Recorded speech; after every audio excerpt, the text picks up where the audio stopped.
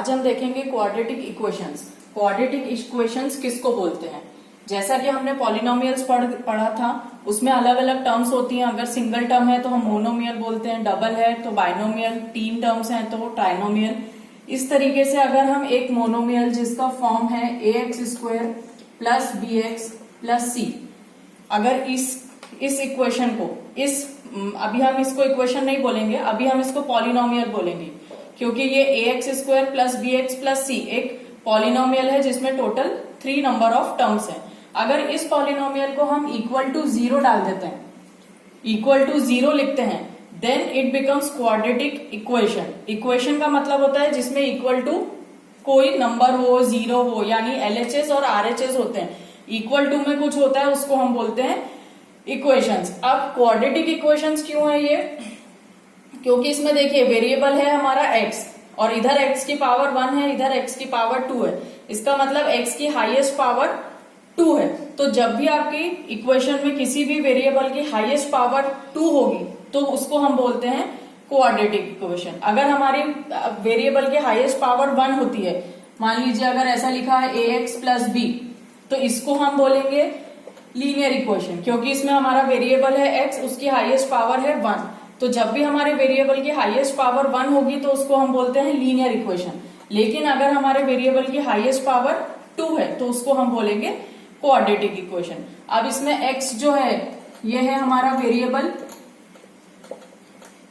x variable है, इधर x की हाईएस्ट पावर 2 है और इधर x की पावर 1 है। और a b c जो है ये हमारे रियल नंबर्स हैं। इनको हम कांस्टेंट्स भी बोल सकते हैं या फिर रियल नंबर्स भी बोलते हैं। तो a b c जो होते हैं ये रियल नंबर्स होते हैं जिसमें a must not be equal to 0, जिसमें a जो होता है वो कभी भी 0 के इक्वल नहीं होता। तो इस टाइप के फॉर्मेट को जिसमें ax² plus bx plus c equal to 0 हो, इस फॉर्म को हम बोलते हैं क्वाड्रेटिक इक्वेशन। इसका मतलब आपके वेरिएबल की हाईएस्ट पावर 2 होनी चाहिए, उसके संग कोई कोफिशिएंट होना चाहिए, फिर प्लस आपके वेरिएबल के पावर 1 होनी चाहिए, उसके संग कोई कोफिशिएंट होना चाहिए, और लास्ट में कांस्टेंट या सिंगल नंबर होना चाहिए और इक्वल टू 0 होता है। तो इस फॉर्मेट को हम बोलते हैं क्वाड्रेटिक इक्वेशन। अब ये जो रियल नंबर्स हैं इनके साइन प्लस या माइनस कुछ भी हो सकते हैं। यहाँ पर a की वैल्यू माइनस में, b की वैल्यू माइनस में या c की वैल्यू माइनस में भी हो सकती है। तो इस तरीके की इक्वेशंस को जो इस फॉर्म में लिखे रहते हैं इनको हम बोलते हैं क्वाड्रेटिक इक्वेशन। फॉर एग्जाम्पल अगर हमारे पास इक्वेशन दी हुई है 2x² plus x minus 300 equal to 0, तो this one is also called quadratic equation. इसको भी हम क्वाड्रेटिक इक्वेशन बोलेंगे क्योंकि अगर आप इनको कंपेयर करते हैं तो देखिए ax², यहाँ पर लिखा है 2x², यानी x² है और उसका कोफिशिएंट 2 है। तो अगर हम इसको कंपैरिजन करें तो a की वैल्यू मिल रही है हमको 2। फिर यहाँ पर bx, यानी जहां पर आपके वेरिएबल की पावर 1 है उसका कोफिशिएंट क्या मानते हैं हम? b। यहाँ पर सिंपल x लिखा है तो इसका मतलब इधर x का कोफिशिएंट क्या होगा? 1। तो यानी हमारी b की वैल्यू क्या हो गई? 1। उसके बाद प्लस c, यानी यहाँ पर लिखा है माइनस 300।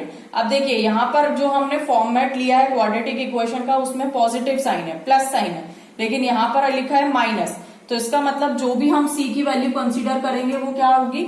माइनस, क्योंकि अपोजिट साइन है। जो हमारे फॉर्मेट में है, जो हमारे फॉर्मूले में होता है उससे अपोजिट है। तो इस वजह से यहाँ पर c की वैल्यू हम 300 लेंगे, बट साइन के साथ, यानी माइनस 300।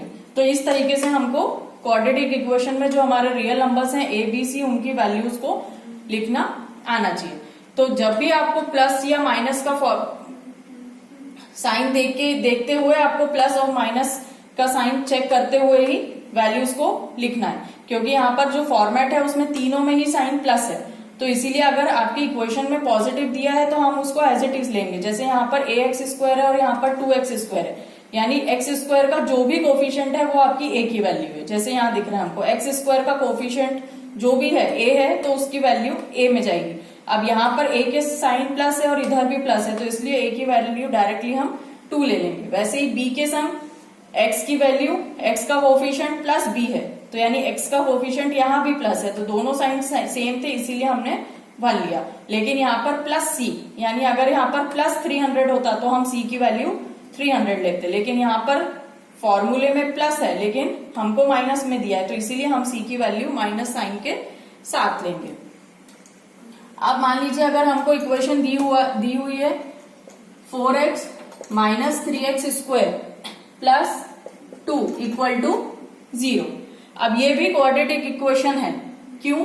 क्योंकि यहाँ पर हमारा जो वेरिएबल पार्ट है x की हाईएस्ट पावर क्या है 2, तो इस तरीके से ये भी क्वाड्रेटिक इक्वेशन है, लेकिन यहाँ पर टर्म्स की शिफ्टिंग अलग तरीके से की गई है, यानी टर्म्स जो है वो सही फॉर्मेट में, या फिर हम बोल सकते हैं कि डिक्रीजिंग ऑर्डर में अरेंज नहीं है। यहाँ पर x की जो हाईएस्ट पावर है वो हमारा मिडिल टर्म है, तो इसको अगर हम सिर्फ टर्म्स को शिफ्ट करें जिसमें x की पावर 2 है, अगर उसको मैं पहले लिखती हूँ, मान लीजिए ये वाली जो टर्म है माइनस 3x स्क्वायर, क्योंकि यहाँ पर x की हाईएस्ट पावर 2 है तो इसको हम पहले लिखेंगे, फिर x की पावर 1 वाला टर्म लिखेंगे जो कि है प्लस 4x, और फिर कांस्टेंट।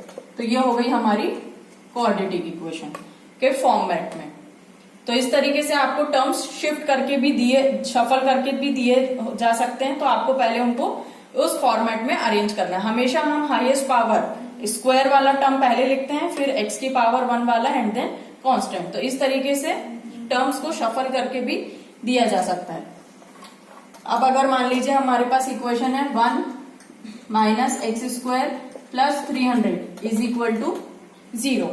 अगेन यहाँ पर ये भी ये x है। अगर हमको क्वेश्चन दिया हुआ है x minus x square plus 300 equal to 0, तो ये भी क्वाड्रेटिक इक्वेशन है। क्वाड्रेटिक इक्वेशन है या नहीं, इसके लिए सबसे पहले हमको सिर्फ x की पावर्स को चेक करना है। यहाँ पर x की हाईएस्ट पावर 2 है और यहाँ पर x की पावर 1 है, क्योंकि आपके वेरिएबल की हाईएस्ट पावर 2 है और इधर 1 है और उसके संगे कांस्टेंट है, तो इसका मतलब ये आपकी क्वाड्रेटिक इक्वेशन है। अब अगर टर्म्स शफल करके रखी हुई है तो आपको इस फॉर्मेट में लिखना है। अब यहाँ पर है माइनस एक्स स्क्वायर, तो ये वाली टर्म पहले आ जाएगी क्योंकि इसमें x की पावर 2 है हाईएस्ट, फिर उसके बाद है प्लस x जिसमें x की पावर 1 है, तो इसको हम मिडिल में डालते हैं।